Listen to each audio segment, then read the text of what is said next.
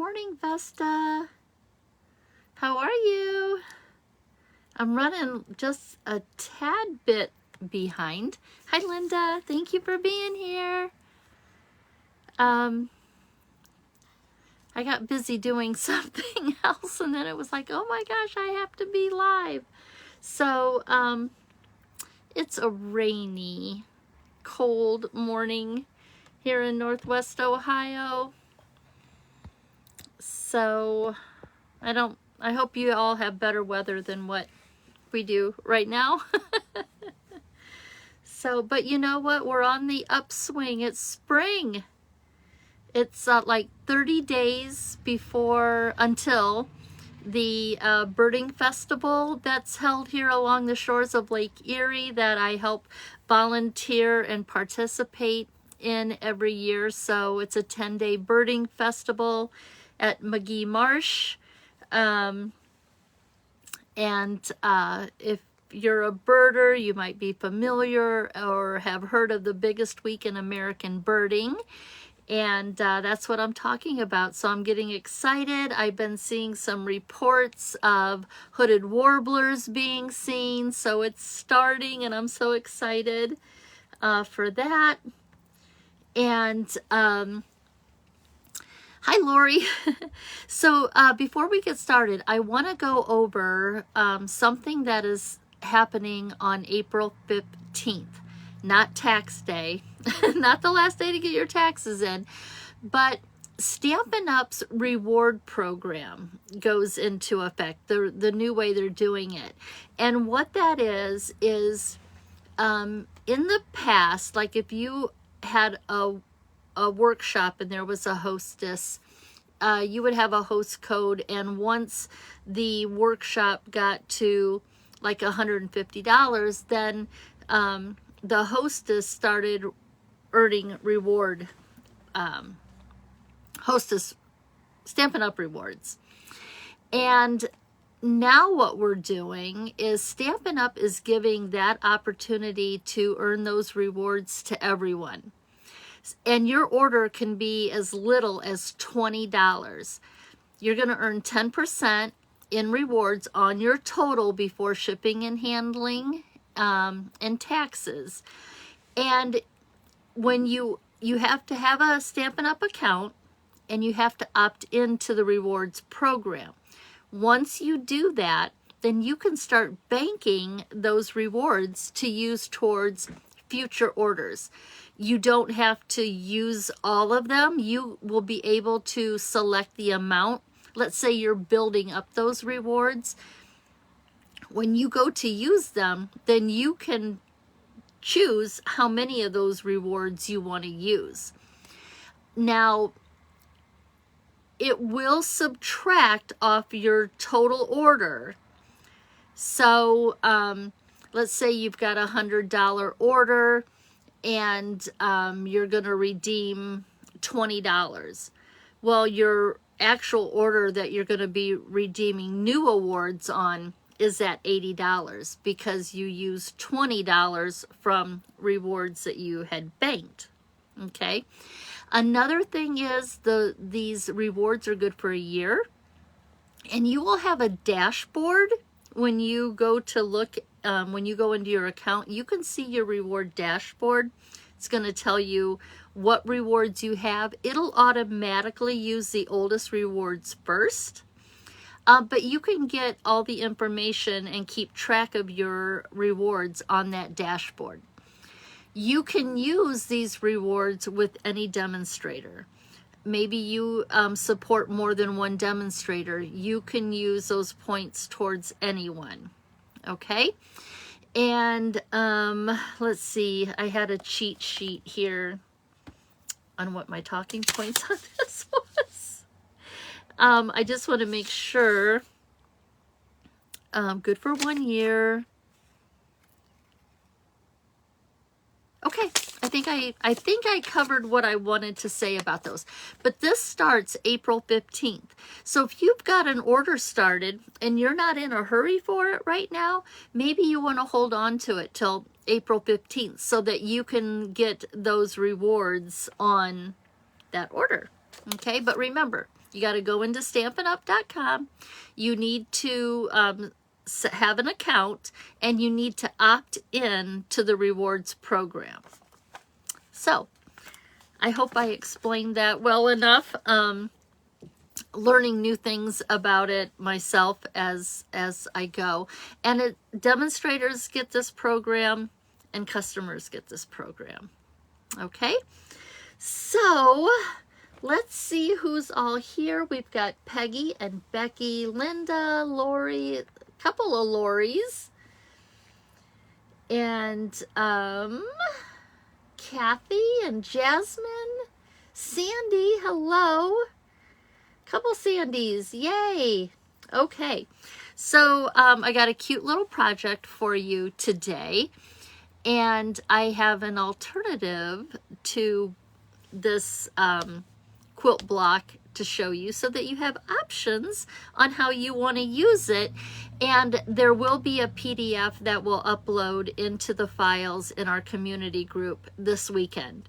That community group is called Quilt Cards and More, and you can request to join by answering 3 simple questions, and then you will have access to the, there's a tab called Files, and then you can go in there and you can see the PDFs that are already uploaded and print them out if you've got a library of project sheets that you like to keep track of.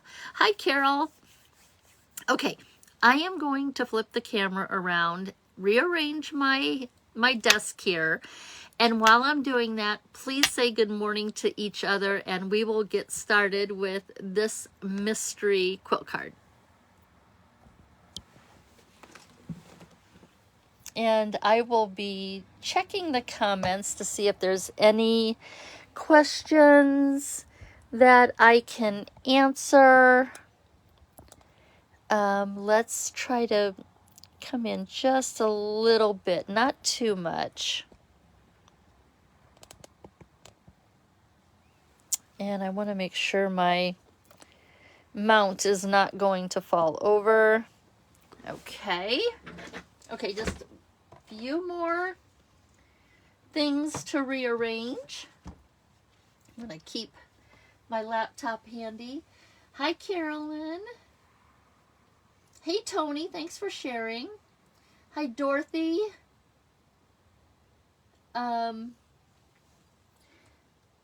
So right now, unless you're a hostess of a workshop that's going on, Stampin' Up! Wants us to close out any workshops prior to April 15th.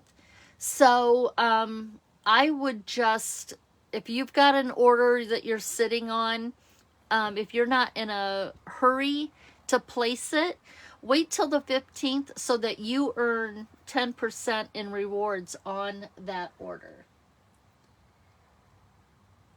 Okay. So, I feel a little discombobulated this morning. At the last minute, I started making little cheat sheets here. Let's go over what I posted yesterday to prep if you want to craft along. I did change the sheet of my designer series paper from the Thoughtful Journey pack, which has these beautiful scenes and this watercolor look. And what I like about these is a lot of these papers, they just remind me of batik fabrics, and batiks are one of my favorites. I love them. But all the different color variations, and then the opposite sides are just really, really pretty. If you're just looking for some color that's kind of just swished on there, this is a really pretty paper pack. And this is the sheet I had originally shown, but I did a couple of cards with this last night when I was doing some samples. So I switched out my choice of 6x6 so that I could show you a different colorway. And then I'll show you that orange when we look at the samples. Hi, Rhonda. Good to see. Hi, Sheila. Good to see so many on here. So let's get back to this. So you need a square that's 6.5 inches square. Okay. And then a 6x6 piece of designer series paper, a 3x6 piece of basic white, and a 3x6 piece of any cardstock, really, because this is going to be our foundation piece. However, if looking at the side of my layout, I kind of want my foundation to blend in with my base. So that's why I went with black. But you could have used white. You could have used one of your not favorite colors, because we're going to be building on this sheet here. Hi, Sherry. Hi, Michaeline and Anna. Good morning. Okay. Let's get started. We're going to take these one at a time. So we're going to take the 6.5 inch square of basic black. And what we're going to do first is we're going to score it at 3 1/4. And make sure my cutting blade's out of the way. So we're going to score it at 3 1/4. And then I'm going to turn it 1/4 of a turn. And I'm going to cut at 3 1/4. So we're making some smaller cards today, and these will be our 2 card bases, okay? So I've scored, I've turned it. Now I'm going to cut at 3 1/4, and I have 2 card bases. Each is a 3 1/4 by 6.5. Yeah, that looks right. Okay, I'm going to set those aside, and then bring in this 3x6 piece of basic black, and I need 2 foundations because we're going to make 2 cards. We're going to make one together, but then you'll have everything you need to make your second one. I'm going to cut this in half. I've got the 6-inch side across the top of my trimmer, and I'm going to cut it in half at 3 inches. So here's our 2 foundations. And we need some inserts for the inside of our card. Hi, Holly. Again, this is 3x6, and we want to cut it in half along the 6-inch side. So we're going to put it at 3. We're going to cut. These will be our inserts to our little mini cards. And then when it comes to your designer series paper, we need a total of 8 1.5 inch squares. And I am looking at really the top half of my designer series paper, because I want to catch like a little bit of all of these colors that are going on here. So I am going to turn my designer series paper to the direction where I can get a lot of this color. And I'm going to cut 2 strips that are 1.5 inches. Okay. And this next piece is going to catch a lot of that color also. And then you've got a 3-inch by 6-inch piece left over. Okay. So now that we have our 1.5 inch by 6-inch strips, I'm going to stack them. I've got a new blade in my trimmer, so I know it's going to cut these really easily. But now we're going to cut these, we're going to subcut 4 1.5 inch squares. So there's 1 subcut, 2 subcuts, and here's our 3rd and 4th pieces. So now I have a total of 8 squares. And I did this because I'm going to mix and match them. Okay, so I'm going to put those aside for just a moment. The focus on this card, I wanted it to, I saw this pattern on Pinterest and I noticed that the quilt was really, really super pretty. But what brought it to my attention was how contrast comes into play.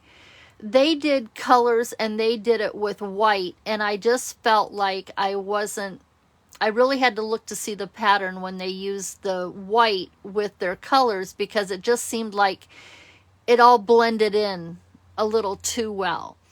So I thought this would be a good lesson in contrast and choosing a strong contrast. Black and white play with lights and darks and show really strong contrast. If you're using really dark colors and you want the quilt pattern to pop, putting white on there you're going to see the pattern really easily. If you're using light or bright colors, black really pops lights and brights. So they each have their purpose. There's nothing wrong with using them however you want, but it just brought to my attention a lesson in contrast and a starting point to play and just see what happens. So that was just a little backstory. Hi, Anne. Hi, Melinda and Brenda. That's just a little backstory as to how this little project came together. Let's bring back in our foundations, okay? This is we are going to put a 1.5 inch square in each of these corners, but I want to make sure that I'm kind of lining them up.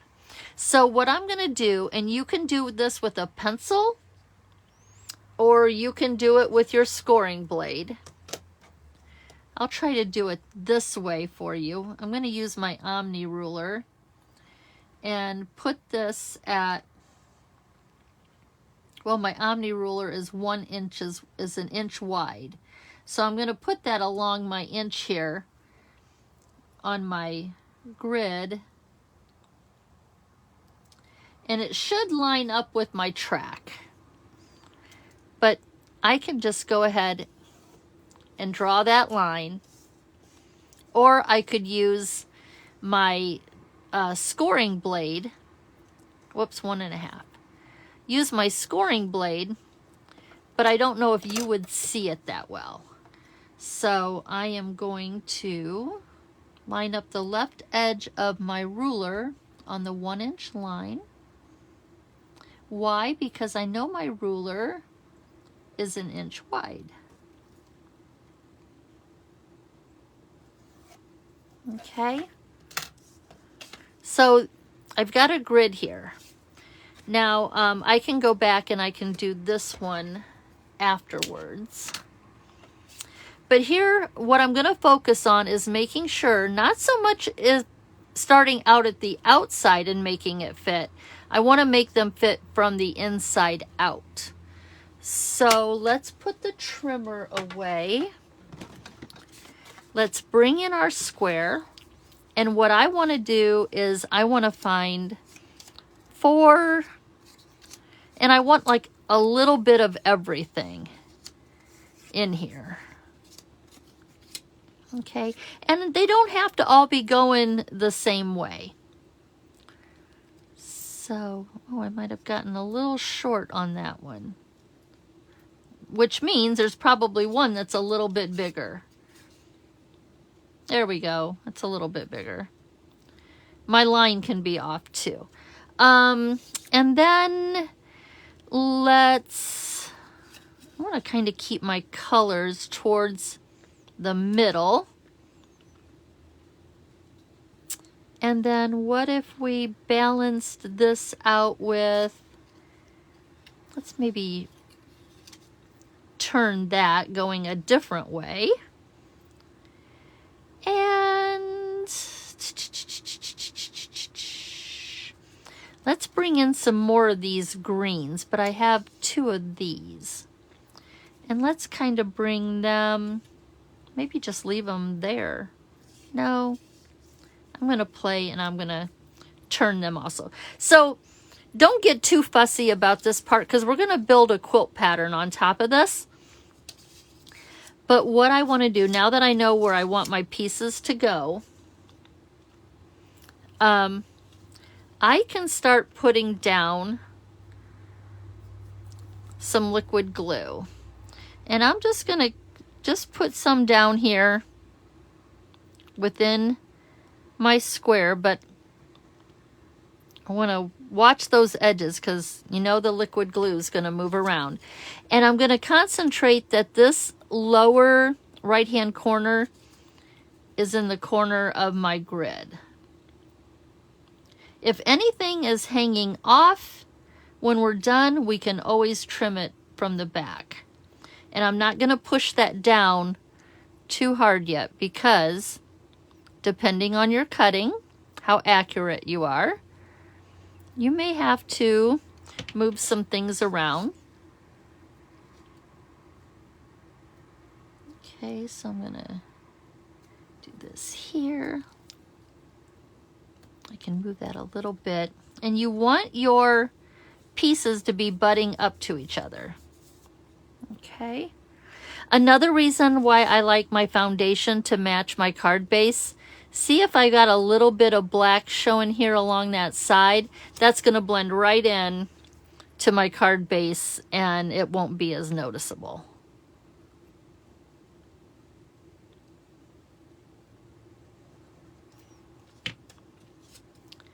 And then I want this corner, I want a nice intersection.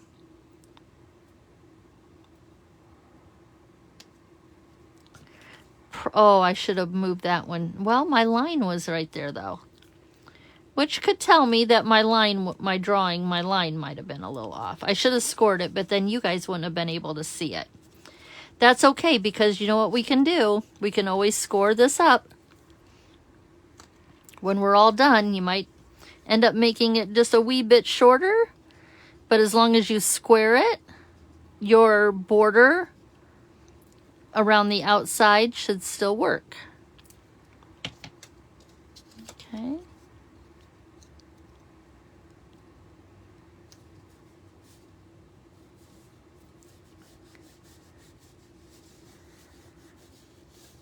So there we have like our little mismatch 4-patch here. And what I'm going to do is I'm going to turn it over. And the first thing I'm going to do is get rid of this little lip here.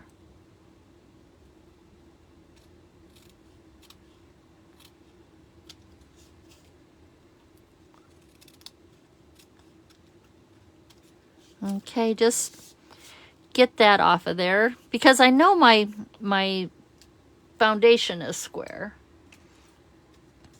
Okay.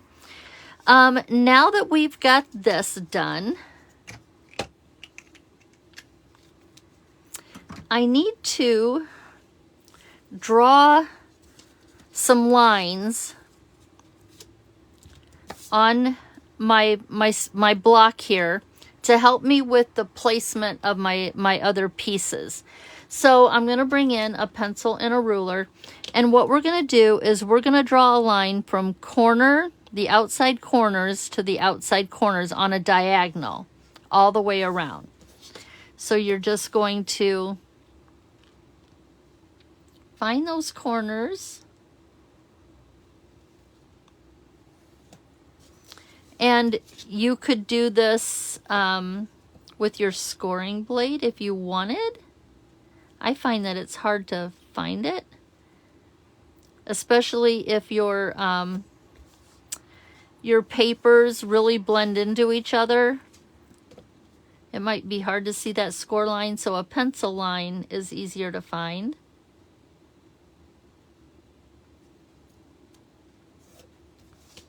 Okay, and one more. So we're just drawing, basically we're making a square on point. Like that. You can see my diamond right there. That's going to help us with our other pieces, okay? So I'm going to set this aside for right now, and let's talk about those other pieces.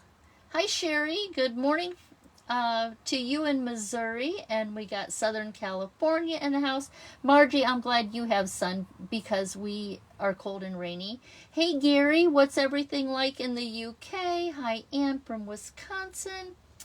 Thanks for sharing, Melinda. I appreciate that. Okay, so the directions to make 2 cards said that you needed 16 half-inch squares. And again, this is my contrasting color. I went with black because it's really going to stand out on my colors. And I got 1, 2, 3, 4, 5, 6, 7. Where's number 8?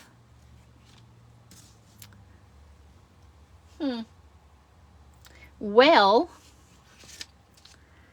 when I go to make that other one, I only need 4. So I'll cut another one to finish that second card. But you need 4 that you're going to leave whole. There it is.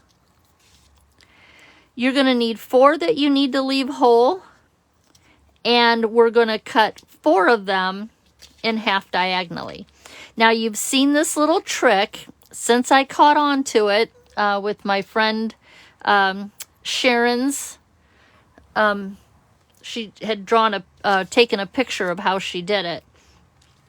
This is a Post-it note, and the side that has the the tacky side, I put 4 of those squares on point. The tackiness is holding them down for me so that I don't have to hold the corner with my one hand while I'm cutting it in half diagonally with the other. Okay, so that Post-it note is holding them in place. So now what I can do is to come in with my snips and go straight up corner to corner. And these are going to, now the great thing would be is if they were already had adhesive on the other side. But this is just such a game changer, especially when you've got tiny pieces and your hands just make you feel like you're all thumbs. Okay, so see how they're cut right down the middle? And the good thing is you don't have to throw this Post-it note away when you're done, because you lay it flat and you can reuse it as long as you put your squares on point right along the cut line, and then you just use it again until you decide to throw it away. Okay, so there's our half square triangles. Here's our full squares. Now we're going to build our quilt pattern. Isn't that just the greatest tip, Jasmine? I mean, I didn't understand Sharon when she first mentioned it, but as soon as she showed a picture of what she was talking about, it all clicked for me. And I thought, I probably will never handle another square, a small square again, in one hand and try to cut with the other since knowing this. And knowing that I can use that same Post-it note again a few more times, I don't feel so bad either. But if you've used a Post-it note, instead of throwing it away, let's say you wrote on it, instead of throwing it away, save it so that you can flip it over and use that tacky side for some half square triangles. So let's bring in the beginning of our quilt block. And I'm going to start on this side here so that you can really see it well. And let me see about coming in a little bit closer, which means I'm going to have to bring this down. right about there. And then you get a better view of what I'm doing here. Yes, it sure does, Angie. I am a visual learner, and because I can overthink directions when I read them. So you give me a picture, I know what you're talking about. So in our pattern, we're going to create this diamond. And we're going to start off, each square is going to need 2 half square triangles and 1 full square. So I'm going to start off with a half square triangle. And what I love about this is I can just pick this right off that post-it note there. Now the thing is, I do have to handle it, when my whole goal in the beginning was to not handle it, but I'm going to have to.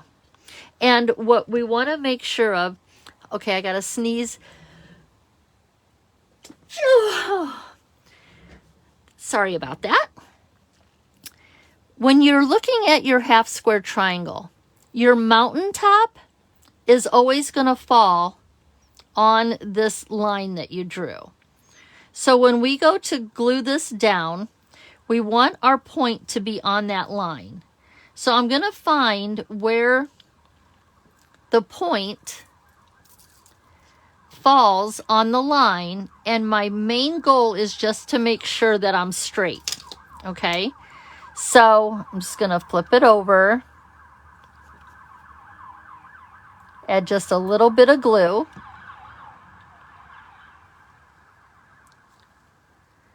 I'm going to use this side of my triangle just to help find where I need to be to where my mountain is hitting that line, and I'm just going to gently tap it into place.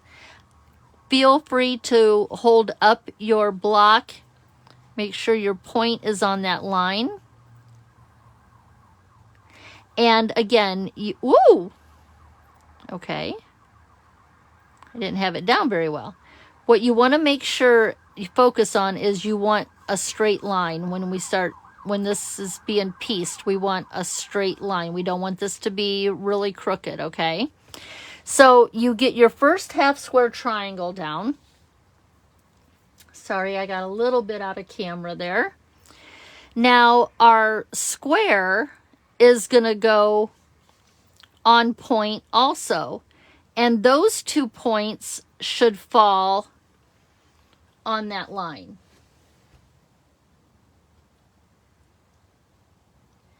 You know what, Tina? I don't know. Do you think it would just adhere and then you couldn't lift them up? That, I was thinking, what if you had like a strip of low tack? I don't know. I would love to have a way that there's already adhesive on the backs of these, so you just pick them up. So if anybody wants to brainstorm that, if you've got an idea how we could get adhesive on the backs of our half square triangles, so all we have to do is pick them up, please share, because that would just be quite a step-saving moment. Okay, so let's brainstorm that. So I'm going to put this one down.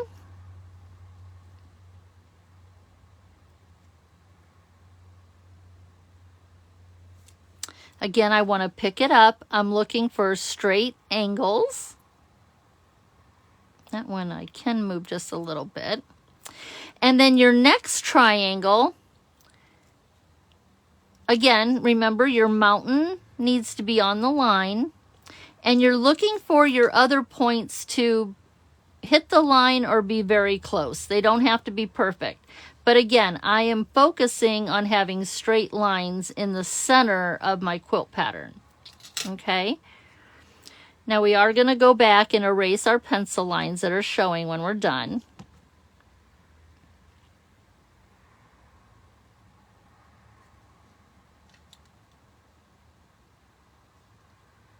And we're going to repeat this pattern in every quadrant of our quilt block.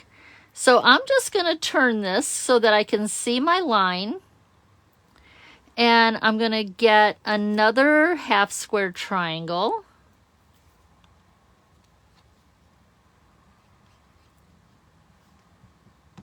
Again, my mountain needs to be on the line.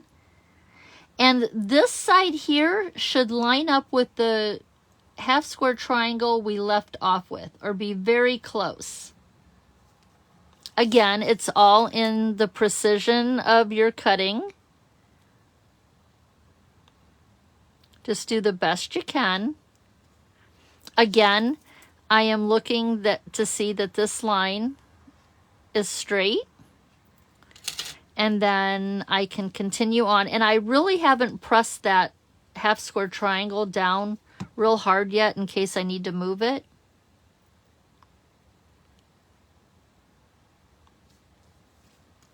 I pick my block up every time just to make sure that when I'm looking at it straight on, that I'm seeing straight lines, and then I go back to it.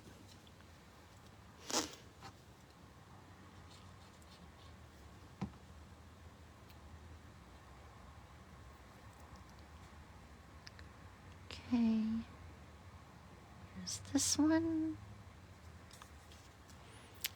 Okay, it's a little crooked, so I want to straighten it out a little bit. Okay, and then I'm just going to turn it again, and I'm just going to keep working all the way around. Okay, so I want my point on the line.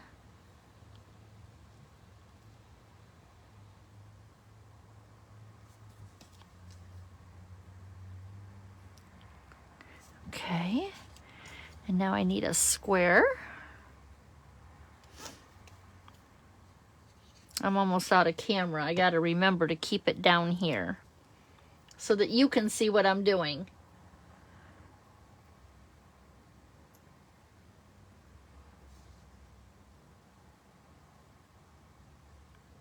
I had to change my blade because I noticed I had some fuzzies on the side of my cardstock.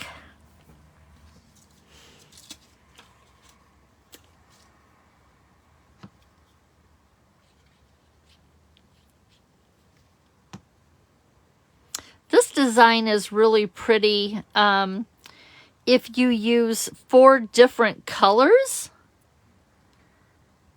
because each quadrant is its own color then, and then you can really see this little V pattern showing up as we block it in with our squares and our half square triangles.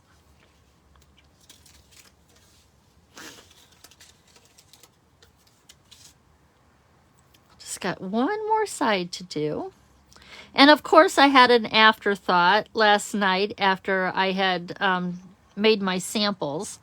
So if you're seeing these 1-inch circles next to me and you're like, I didn't see those in what we had to prep, it's because they were an afterthought, but I'll show you why when we go to finishing this up.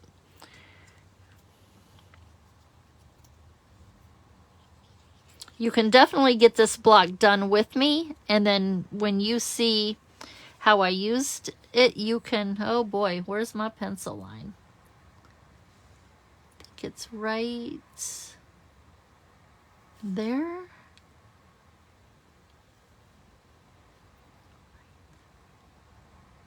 Right here. I think that's it right there.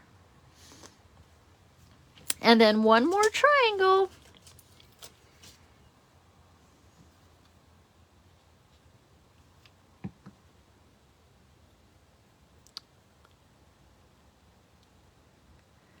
Okay. I like to think of these little designs here like little candies, like here's the candy and here's the wrapper on the outside. So as long as your pattern is looking like a little candy, wrapped candy, you've got it right. Okay, so there is our quilt pattern. Again, if these were 4 different colors, you would distinctly see this V right here. And the center is up to you on what you want to do with that block. Okay? So, hi Dorothy. Hey Janice. Marion, good morning. Okay, so here was my afterthought. And it came with when I was finishing my cards. I still have, remember these? Remember these from the other week? I am still using up that stamp that has a die that cuts out all of these sayings. So when I was looking at my sentiments, some of these that are smaller, it just seemed like there needed to be something behind it. So I punched out a 1-inch circle to just be a background so that when I laid, let's say I wanted to use this banner, it just created another element. So this still, it was taking up space because my sentiment was so small. So that was my afterthought. And I didn't use it in all of my samples because, you know, I think it was like my 4th sample that I thought of it. So, but I am going to go ahead and put this circle on there just to show you what I mean and why I did it. So I'm just going to place that in the center, and it really did, that circle just gave this quilt block a whole different look. But it's going to end up getting partially covered up with my sentiment. Now that my quilt block is done, and when you're looking at squaring it up, just make sure you don't have really obvious links outside of your black. This can get really hairy to try and trim that little bit off, so I'm going to leave it. Again, my foundation is the same color as my cardstock, so if any of that is showing, it's going to blend in. But now that I've got this done, now it's time to quilt our block. And I am going to use this distressed tile quilt pattern. Another one you'll see that I use, the dots are really fun to use because you can kind of get them centered, you know, right in your pattern. But I am just going to go ahead and I am going to run this through my machine, and I will be right back.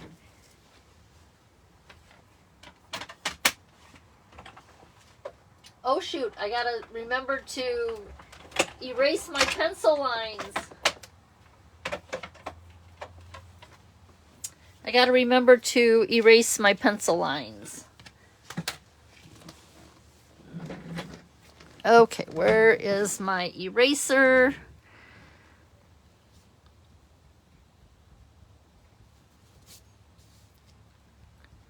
I am going to zoom back out.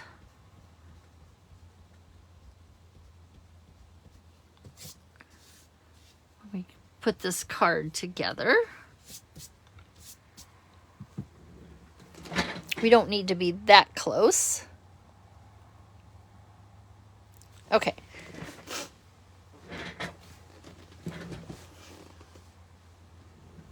Alrighty. So I've done some quilting. I love the texture that's on it. Let's bring in that card base. Sometimes it's nice to just have a little card. I think of these little cards as, let's say you've got a coworker or a friend that you work with, and you want to leave a little, even a teacher, just something that you can leave for somebody that's just cute and says what you want it to say. without being a full-size card. These are great little cards to accompany with a present. But sometimes, you know, a smaller card will do. You don't need a full card. I'm going to go ahead and I'm going to put my insert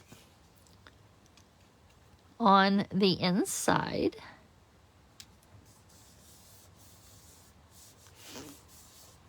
And while I'm doing that, you know me, I like to jazz up the back of my card.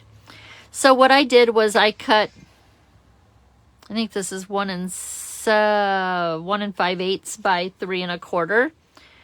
I'm just, now if I was really thinking ahead, this would have been embossed, so it had some texture. But I'm going to fancy up the back of this card.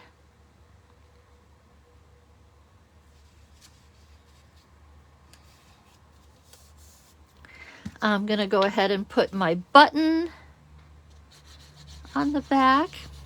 I get asked about the button, and actually a friend of mine, she did this in a Word program.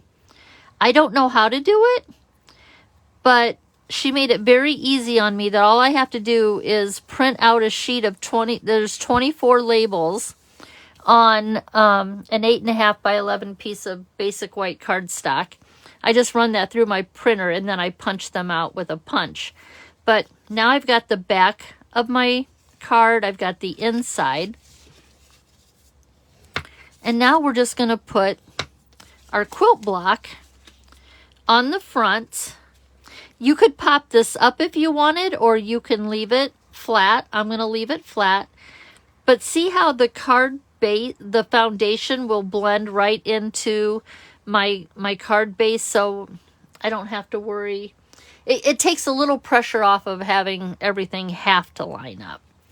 So I'm going to go ahead and put this down.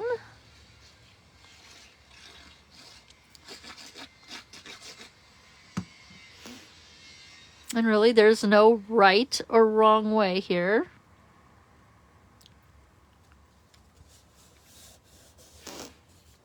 So each of these blocks is a 3-inch square. So they will fit on your standard cards also. If this was a full-size card, you would just cut maybe a 1/4 inch bigger squares to get this border, so it'd be a 3 1/4 inch square. So here's our little mini card.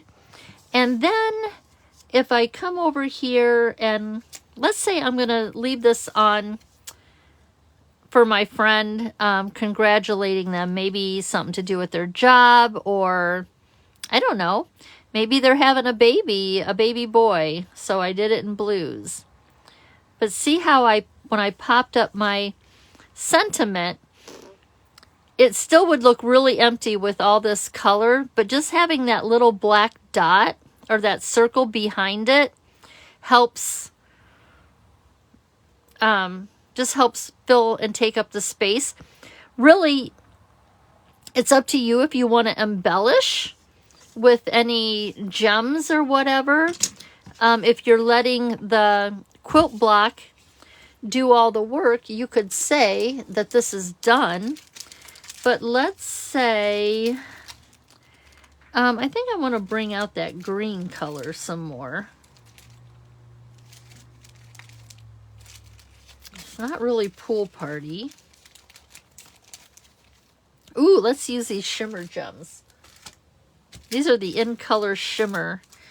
And probably gonna go with, I don't know if I want to use Shy Shamrock. I could. They're a little brighter. Gotta remember which one is Shy Shamrock. I'm gonna be out of them here, it looks like. And let's put one there.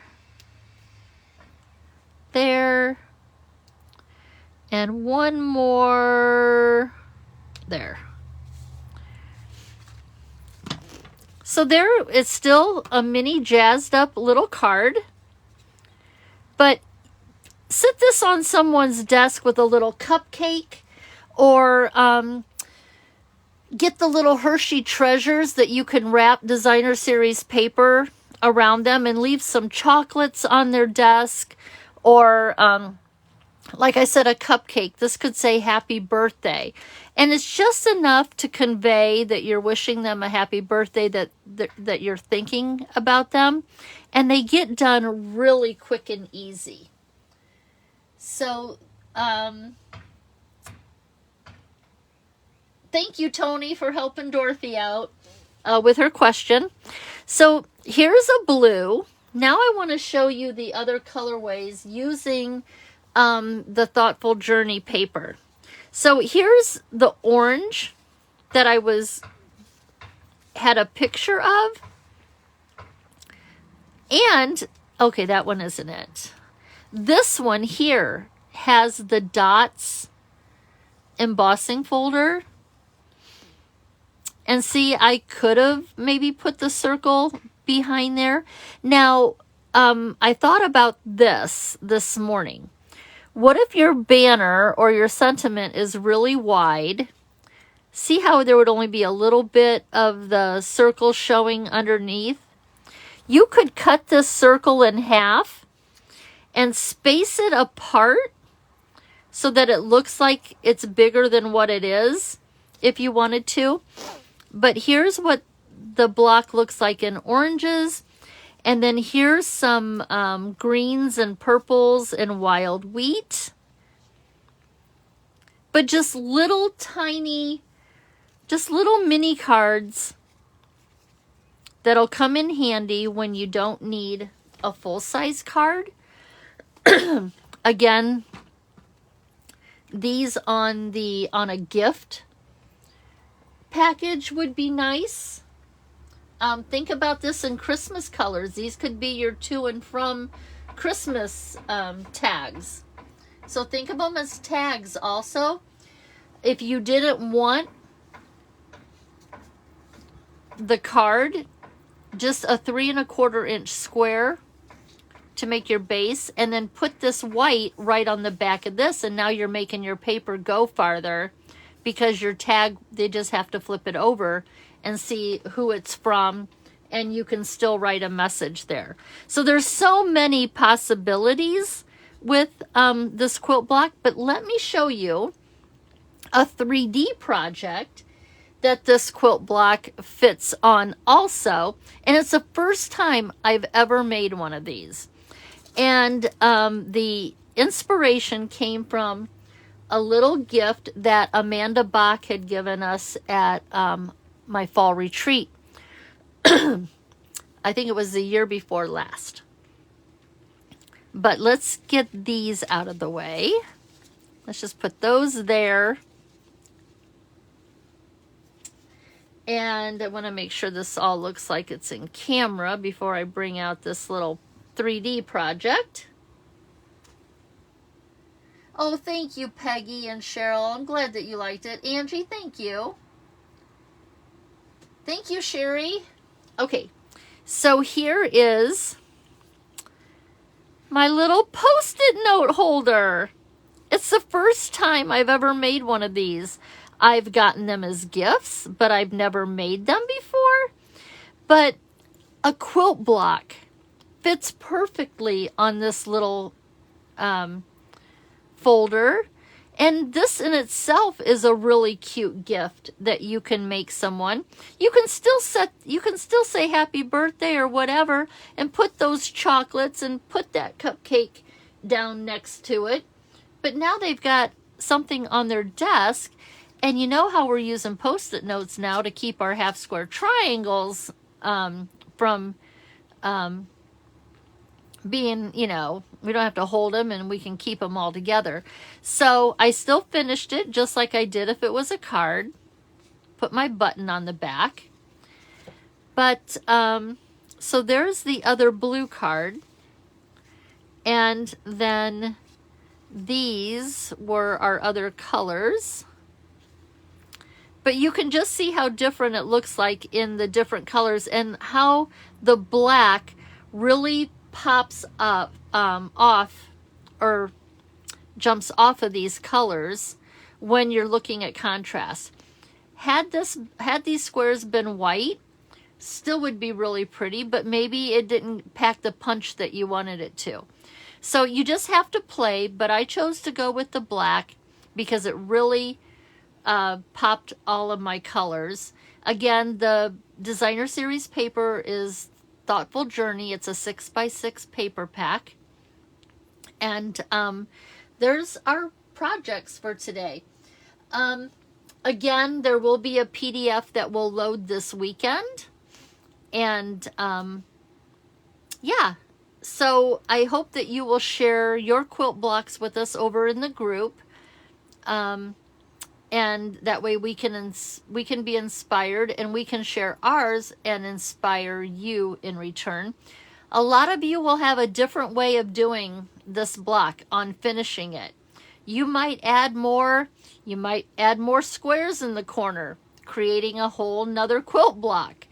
And what I mean by that is, if you were to put another 1/2-inch square into these 4 corners, you have now built that quilt block.